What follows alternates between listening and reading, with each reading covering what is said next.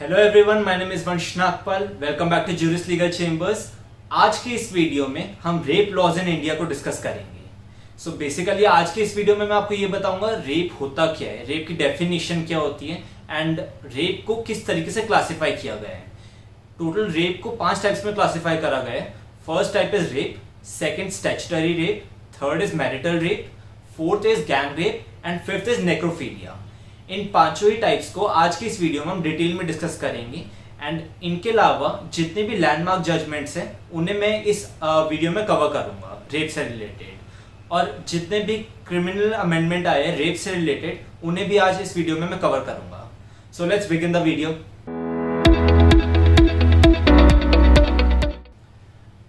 The offense of rape is being discussed under Indian Penal Code in 2 sections. First is the defining section and the second is punitive section. Section 375 of Indian Penal Code के अंदर इसकी definition दे रखी है and section 376 of Indian Penal Code में rape की punishment दे रखी है. So what is rape? Rape is basically when a man involves in sexual intercourse with a woman, and in such sexual intercourse the consent or will of such women is absent or is obtained through unlawful means.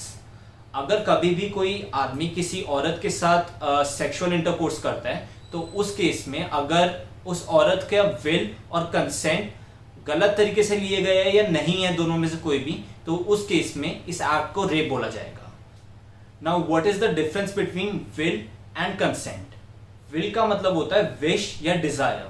अगर किसी लड़की की इच्छा होगी तभी वो act जो होगा सेक्सुअल इंटरकोर्स होगा और रेप नहीं होगा। अगर उसकी इच्छा नहीं होगी then otherwise it will constitute as rape. On the other hand consent का मतलब होता है एक्सप्रेसिंग द विल। अगर लड़की खुद ये बात बोलती है या फिर बाय वर्ड्स और जेस्चर किसी भी तरीके से अगर वो ये इंप्लाई करती है that she is interested in sexual intercourse, then only it will not constitute as rape. मैं आपको इसका एग्जांपल देता हूँ। If a man threatens a woman that if she will not have sexual intercourse with him then he will kill her, तो इस case के अंदर may be the woman will give the consent क्योंकि उसे अपनी जान बचानी है, बट उसकी विल नहीं है। सो एब्सेंस ऑफ विल होगी तो इस केस के अंदर it will constitute as rape. Question is how can we determine कि कंसेंट था या नहीं था? इसे समझने के लिए हम एक केस को समझते हैं पहले। Tukaram versus state of Maharashtra 1979, इसे हम मथुरा रेप केस भी बोलते हैं। So basically Mathura rape case में क्या हुआ था, एक लड़की थी 16 साल की, आदिवासी गर्ल, मथुरा उसका नाम था। So Mathura was in love with a boy named Ashok, पर मथुरा और अशोक की फैमिलीज जो थी वो इनके रिलेशन से खुश नहीं थी। अशोक ने मथुरा को बोला कि हम लोग भाग जाते हैं, पर इस बारे में मथुरा के भाई को पता चल गया। मथुरा को लेकर मथुरा का भाई अपनी फैमिली को लेकर पुलिस स्टेशन गया, वहां पे जाके कंप्लेंट लिखवाई। पुलिस स्टेशन में टोटल 2 पुलिस ऑफिसर्स थे उस टाइम पे, तुकाराम और गणपत। गणपत ने कंप्लेंट लिखी एंड उसके बाद अशोक को बुलाया गया, उसकी फैमिली के साथ बुलाया गया। कंप्लेंट लिखने के बाद उन्हें दोनों को वापस भेजा जा रहा था, अशोक और उसकी फैमिली को वापस भेज दिया गया, पर उस टाइम पे गणपत ने मथुरा को रोक लिया। वहां पे गणपत ने ये बोला कि हमें मथुरा से पूछताछ करनी है, तब तक आप सारे प्लीज पुलिस स्टेशन के बाहर जाओ। बाकी सारी फैमिली को, मथुरा की सारी फैमिली को वहां से बाहर भेज दिया और मथुरा इस टाइम पे पुलिस स्टेशन में अकेली थी। गणपत ने मथुरा का रेप करा उस टाइम पे and Tukaram was still present there and he was still drinking. अब इस केस को, ये रेप केस को एक तरीके से जब कोर्ट में केस फाइल हुआ, सेशन कोर्ट ने बोला कि ये रेप नहीं होगा बिकॉज मथुरा जो थी she is habitual of sexual acts and sexual intercourse.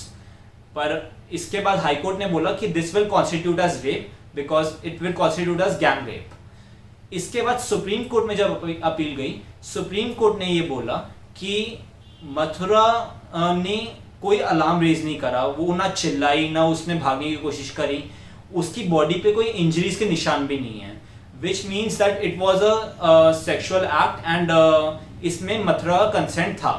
So this will not constitute as rape. अब सुप्रीम कोर्ट की इस जजमेंट को काफी क्रिटिसाइज किया गया, काफी लोग स्ट्राइक पे आ गए थे, काफी एनजीओज ने भी इसे क्रिटिसाइज किया, आगे रिव्यू पिटिशंस डाली, बट इसमें कोई चेंज नहीं हुआ था। तो 1983 में क्रिमिनल अमेंडमेंट एक्ट आया, जिसके अकॉर्डिंग सेक्शन 114 ए इंडियन एविडेंस एक्ट में इंट्रोड्यूस हुआ था।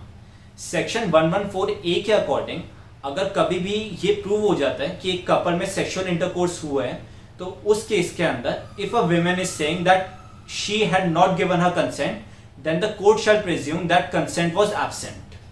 अगर वुमेन ये बोल रही है कि उसने कंसेंट नहीं दिया था, वो नहीं चाहती थी, तो कोर्ट को ये प्रिज्यूम करना है कि कंसेंट नहीं था। Now the burden of proof is on the man. Before we continue, there are two things that you should understand about rape in India. First, no man can be raped. किसी भी man के ऊपर अगर कोई sexual assault होता है, then it will not come under the definition of rape. And second, no women can be held liable for rape. किसी भी औरत को रेप के लिए लायबल नहीं करा जा सकता, पनिश नहीं किया जा सकता।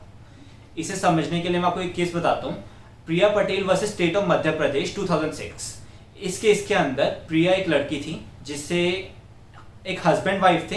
लेट्स से हस्बैंड ने प्रिया को एबडक्ट किया और वो अपने घर पे लेके गया। अब हस्बैंड ने प्रिया का रेप करने की कोशिश करी। इतनी देर में पीछे से वाइफ आ जाती है। प्रिया वाइफ से हेल्प मांगती है। वो बोलती है कि आप मुझे बचाओ, आपका हस्बैंड मेरा रेप कर रहा है। वाइफ जो होती है प्रिया को थप्पड़ मारती है और वहां से रूम से चली जाती है और रूम को बाहर से लॉक कर देती है कि प्रिया वहां से भाग ना पाए जब तक उसका रेप हो रहा है। सो इस केस के अंदर बेसिकली प्रिया ने आगे जब केस इंस्टीट्यूट किया रेप का, तो दोनों के ऊपर किया था, वाइफ के ऊपर भी और हस्बैंड के ऊपर भी। सेशन कोर्ट ने बोला कि दोनों लायबल होंगे, हाई कोर्ट ने भी ये बोला कि दोनों लायबल होंगे। पर जब सुप्रीम कोर्ट में इसकी अपील गई तो सुप्रीम कोर्ट ने बोला कि it is inconceivable for women to rape another women.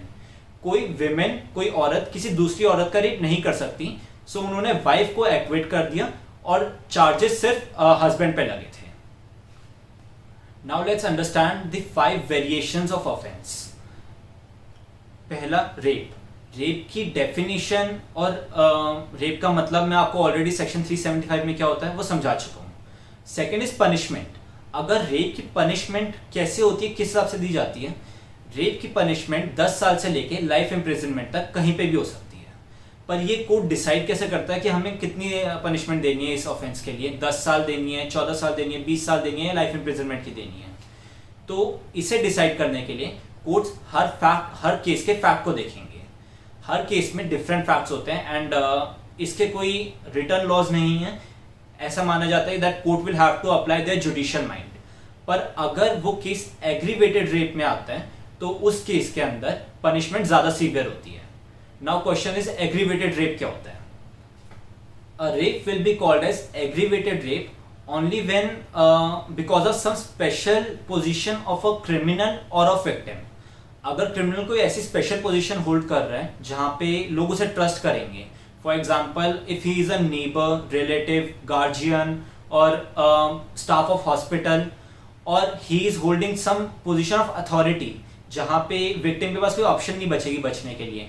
For example he is a police officer और अ आर्मी ऑफिसर और अ जेल सुपरिटेंडेंट। तो ऐसे केसेस में, या फिर if women is facing through some special circumstances, for example if a women is already pregnant, तो ऐसे cases में कोर्ट फैक्ट्स को देख के अपनी सजा उस हिसाब से सुनाते हैं। और अगर वो एग्रीवेटेड रेप में होता है तो सजा ज्यादा सीवियर होती है। अगर सेक्शन 376 ए में ये प्रोवाइड कर रखा है, अगर रेप के बाद women ends up in vegetative state और द विक्टिम डाइज, तो ऐसे केस में क्रिमिनल को मिनिमम होता है life imprisonment and maximum death penalty दे सकते हैं। But there is an exception to this. अगर ऐसा कोई क्राइम कोई माइनर कमिट करता है तो उसकी सजा जो होती है वो 3 साल तक की होती है। पहले माइनर के लिए जो एज थी वो 18 ईयर्स की एज ही थी कि 18 ईयर्स से कम में कोई भी अगर ऐसा कोई क्राइम करता है तो उसे 3 साल से ज़्यादा की सज़ा नहीं मिल सकती। बट उसके बाद फिर निर्भया रेप केस हुआ था, Mukesh versus state of NCT 2012, इसे हम निर्भया रेप केस के नाम से भी जानते हैं। इस केस में टोटल 6 लोगों ने एक रेप किया था निर्भया का बस के अंदर। 6 में से एक जो था वो माइनर था, वो जुवेनाइल था। तो जुवेनाइल जस्टिस बोर्ड ने डिसाइड करा था कि इसे एज अ माइनर ट्राई करेंगे। सुब्रमण्यम स्वामी जी ने इसमें एक पिटीशन डाली थी कि the person is about to complete the age of 18 and he should be tried as an adult and not as a juvenile, but juvenile justice board ने उनकी इस पिटीशन को मना कर दिया था, इसे इग्नोर किया था। जुवेनाइल जस्टिस बोर्ड के डिसीजन के खिलाफ काफ़ी सारी पिटीशंस डाली गई थी, काफ़ी एनजीओज ने ये पिटीशन डाली थी कि जुवेनाइल जस्टिस बोर्ड का डिसीजन गलत है and that minor should be tried as an adult. और इसके अलावा काफ़ी सारी पिटीशंस ये भी डाली गई थी कि सेक्सुअल असॉल्ट्स के लिए इंडिया में इंडियन पीनल कोड के अंदर थोड़े से और लॉज होने चाहिए।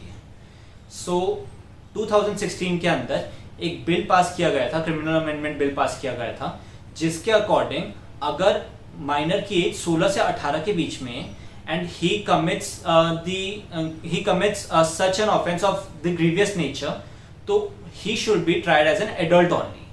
अगर किसी माइनर की एज 16 से 18 के बीच में और उसने ऐसा कोई घिनौना अपराध किया हुआ है तो उसे एडल्ट वाली पनिशमेंट ही मिलनी चाहिए, माइनर्स वाली पनिशमेंट नहीं मिलनी चाहिए।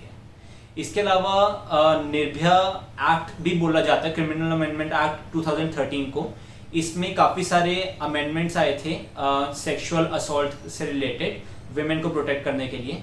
इनके ऊपर मैं बहुत जल्दी एक वीडियो बनाने वाला हूँ ऑफेंसेस अगेंस्ट विमेन के ऊपर। अगर आप लोग वो वीडियो मिस नहीं करना चाहते सो जस्ट एंश्योर कि आपने हमारा चैनल सब्सक्राइब कर रखा है एंड आपने बेल आइकन दबा रखा है, जिससे सबसे पहले वीडियो की नोटिफिकेशन आपके पास आएगी। Moving on to our second variation, statutory rape. Statutory rape का मतलब होता है to have sexual intercourse with minor. हर कंट्री में एक एज लिमिट डिस्क्राइब्ड होती है, अगर इस एज लिमिट से कम की एज में अगर विमेन के साथ सेक्स किया गया then it will constitute as rape, no matter कि अगर विमेन का कंसेंट है या नहीं है। इंडिया में the age prescribed is 18 years.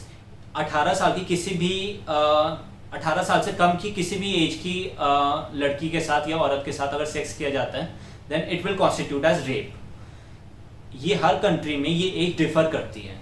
Nigeria में स्टैट्यूटरी रेप की एज जो है वो 11 है, फिलीपींस में 12 है, फ्रांस में रिसेंटली 13 से बढ़ा के 15 करी गई है। तो ऐसे ये हर कंट्री में डिफर करती है, पर वेस्टर्न कंट्रीज में पर्टिकुलरली इसकी एक एक्सेप्शन है which is known as Romeo and Juliet laws.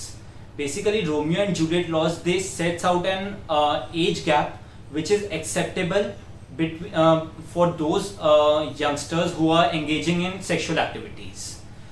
मैं आपको एग्जांपल समझाता हूँ। कैलिफोर्निया में एज जो प्रिस्क्राइब है वो 18 ईयर्स की एज प्रिस्क्राइब है स्टैट्यूटरी रेप के लिए। पर अगर कोई 16 साल की लड़की वहाँ पे सेक्स करती है और वो किसी 16 साल के लड़के के साथ ही सेक्स कर रही है, so there is no age gap और the age gap is very limited. तो इस केस में this will not constitute as rape, it will rather just be a sexual activity. ये ऑफेंस नहीं होगा। इंडिया में भी काफ़ी पिटीशन ऐसी डाली गई है कि स्टैट्यूटरी रेप के अंदर ऐसे कुछ एक्सेप्शनल लॉज होने चाहिए कि अगर एज गैप बहुत कम होता है दोनों पार्टीज में तो उसे एज अ रेप कॉन्स्टिट्यूट नहीं करना चाहिए। आप मुझे अपने कमेंट्स बताइए कमेंट सेक्शन में कि आपके हिसाब से ये एक्सेप्शन इंडिया में होनी चाहिए या नहीं होनी चाहिए। Coming to a third variation, marital rape. Marital rape को स्पाउसल रेप भी बोला जाता है, where a married couple is having intercourse, sexual intercourse, and one of the parties, one of the spouse is not consenting to this।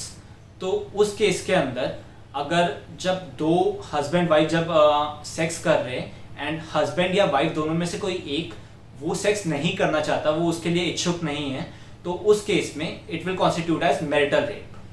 Marital rape is a case of domestic violence और sexual abuse, पर particularly India में marital rape is not considered as an offence. However section 376B of IPC के according अगर husband और wife अलग रह रहे हैं और उसके बाद वो ऐसा ज़बरदस्ती हस्बैंड सेक्स करता है तो उस केस में, या फिर अगर वाइफ की एज 15 ईयर्स से कम है उस केस में, दोनों ही केस में हस्बैंड को चार्ज किया जा सकता है रेप के लिए and the punishment will be between 2 years to 7 years। Saudi Arabia में स्टैट्यूटरी रेप के लिए कोई भी एज लिमिट प्रिस्क्राइब नहीं कर रखी and they believe that if you will have sexual intercourse with any women other than your wife then you will be committing a rape। अगर आप किसी भी औरत के साथ सेक्सुअल इंटरकोर्स करते हो जो आपकी वाइफ नहीं है तो आप रेप का ऑफेंस कर रहे हो। इसका रीजन ये है because they believe women to be a property of men.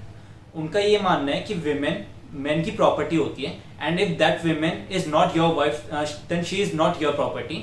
Rather, she is someone else's, or she will be someone else's property in future, and then you are violating someone else's property. Saudi Arabia में marital rape का कोई provision नहीं है. Since they consider the women as the property, they say that husband has the right to have sexual intercourse with their wives whenever they want. Moving on to our fourth variation, gang rape, where a rape is committed by one or more persons and in furtherance of common intention, then all of them shall be punished for gang rape. अगर आपने notice किया होगा, मैंने one और मोर persons बोला, मैंने to और मोर persons नहीं बोला. So how can one person constitute a gang rape? Well, one person can constitute a gang rape if that one person will have sexual intercourse and the others will abate it. अगर कोई एक इंसान sexual intercourse करेगा और बाकी सारे उसमें मदद करेंगे, वो खुद सेक्सुअल इंटरकोर्स नहीं करेंगे, then they will all be charge for gang rape. अगर आपको याद हो, अभी मथुरा रेप केस जो मैंने आपको बताया था, उसमें तुकाराम जो था, ही वॉज ड्रंक. उसने खुद रेप नहीं करा था एंड गणपत ने रेप करा था, but they were both charge for gang rape because it was said that Tukaram abetted it. Coming to our last variation, necrophilia. Necrophilia का लिटरल मीनिंग ये होता है to have sexual intercourse with corpse, but we are studying the offence of rape and in reference to this, the term necrophilia means to have sexual intercourse with someone unconscious.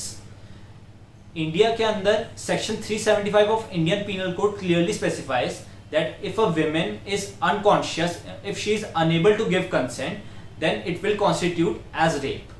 अगर कोई woman drunk है, intoxicated है या फिर drugged है, उन सारे case में ये माना जाएगा that she is unable to give the consent, and ऐसे केस में अगर सेक्सुअल इंटरकोर्स किया जाता है, then it will amounts to rape. There are many European countries like Spain, Denmark etcetera, जहां पे नेक्रोफिलिया को इलीगल नहीं माना जाता. It is not constituted as an offence. What if the women gives consent before passing out? अगर कोई women unconscious होने से पहले कंसेंट देती है सेक्सुअल इंटरकोर्स के लिए, तब भी वो रेप माना जाएगा. वेल, इंडिया में क्लियरली स्पेसिफाई कर रखा है कि प्रीवियस किसी भी कंसेंट से कोई फर्क नहीं पड़ता, that the previous consent will not matter and the women will have to give consent while having the sexual intercourse. Recently in 2018 supreme court of Canada में एक केस आया था, आर वर्सेस JA.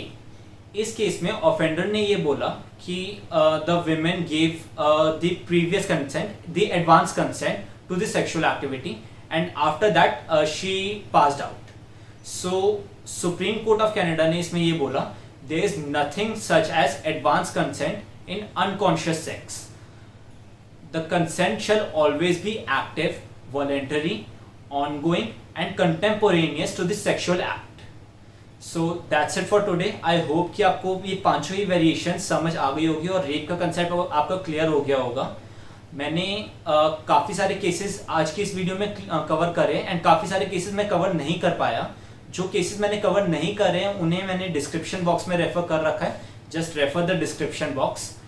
अगर आपके आज की वीडियो से related कोई भी डाउट्स हैं, just do ask me in the comment section and I will answer them. So thank you so much for watching. Don't forget to like, subscribe and share. Thank you so much.